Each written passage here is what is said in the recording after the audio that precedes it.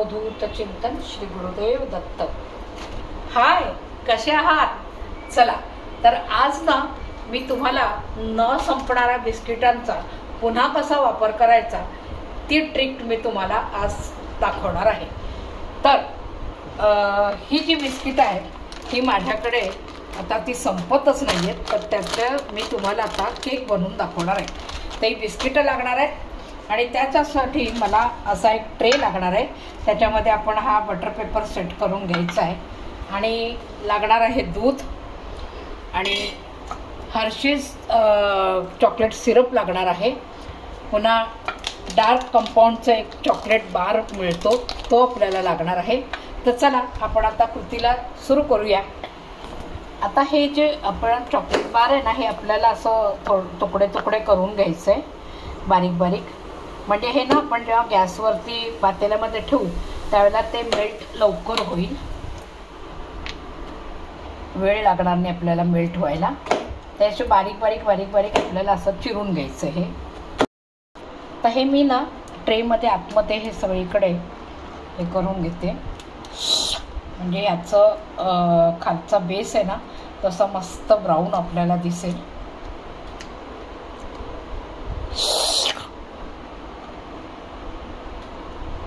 तर आता मी फक्त थोडंसं स्प्रेडअप करणार आहे, नंतर मग आपल्याला वरतून लावता येईल।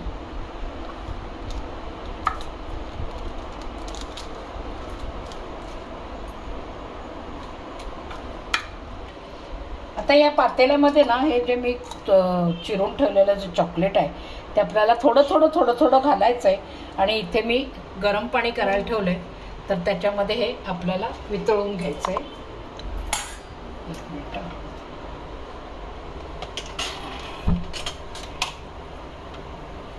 आता मी खाली स्टँड ठेवलेला आहे, बघू आता या स्टँड ठेवून त्याच्यामध्ये होतंय का नाही, तर मग हां होतंय।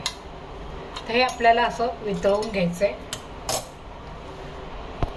तर हे आपलं वितळते चॉकलेट, तोपर्यंत मी अजून याच्यात घालून घेते। चॉकलेट भरपूर लागणार आहे। तर आता आपल्याला ही जी बिस्किट आहेत ना ही अशी दुधात बुडवून घ्यायची आणि मग ही अशी इथे सेट करायला ठेवायची।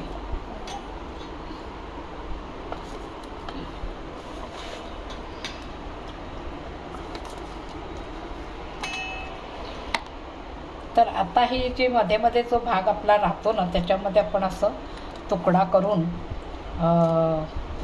घालायचं, म्हणजे मग ते पण आपलं कवर होऊन जाईल व्यवस्थित।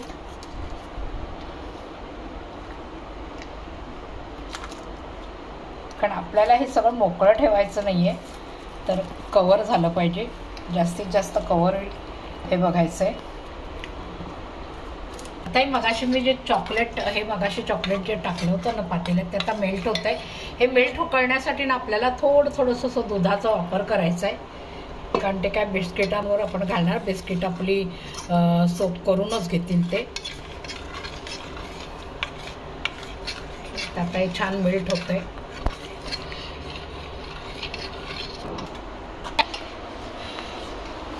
चला आता ही सगळी बिस्किटं माझी इथे लावून झाली। साधारण दोन हे लावले, दोन थरं लावली बिस्किटांची आणि लेअर दोन म्हणजे एकदा एक लेअरचं सगळं हे करायचं, त्याच्यावर पुन्हा दुसरा लेअर ठेवायचा बिस्किटांचा आणि मग नंतर हे चॉकलेट मेल्ट करून त्याच्यावर सगळं घालायचं।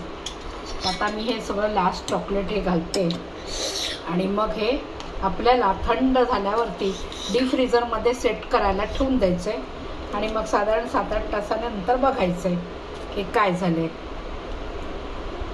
तर हे सेट झालं की मग आपलं हा केक रेडी। आणि आता हा जो मी केक केला आहे ना हा तुम्ही बघाल अर्धा ताससुद्धा हा टिकणार नाही आहे, लगेच अर्धा पाऊण तासामध्ये हा सगळा फस्त होऊन जाणार। म्हणजे ही बिस्किट अर्धा पाऊण तासात संपणार आहेत, कारण ही अशी संपतच नव्हती, तासभर लोळत पडलं, म्हणजे जवळजवळ तासभर काय म्हणते मी, आपली जवळजवळ महिनाभर पडलेली होती पॅकच्या पॅक। तर ती मी आता ही अशा पद्धतीने संपवली, कारण मध्ये गणपती वगैरे आले त्यामुळे करता आलं नाही काही कामाच्या ह्याच्यामध्ये, तर म्हटलं आता ही संपवायची आपल्याला आयडिया करून। आता मी अशी आयडिया केलेली। आता हा संपूर्ण सेट झालं जरा हे थंड होऊ द्यायचं आहे, कारण हे गरम आहे, आपल्याला डीप फ्रीझरला ठेवता येत नाही, कारण चॉकलेट आपण जे मेल्ट करतो ते गरम राहतं. तर बघा तुम्ही पण अशा पद्धतीने हा केक तयार करून बघा. आता उद्या मी हा सेट करून काढून दाखवणारच आहे तुम्हाला. तर तो व्यवस्थित 7-8 तासासाठी मी आता हा ठेवून देणार.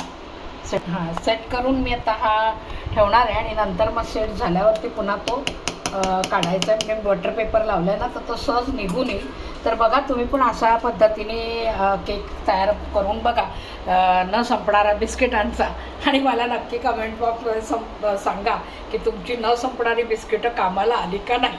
आणि मला लाईक करा, शेअर करा, सबस्क्राईब करा आणि पुढचे नवनवीन व्हिडिओ बघायला रेडी राहा. चला, तर मी हा सेट झाल्यानंतर पुन्हा एकदा दाखवते तुम्हाला. तर बघा माझा हा केक असा रेडी झालेला आहे. आता आपण ह्याला कटिंग करणार आहोत.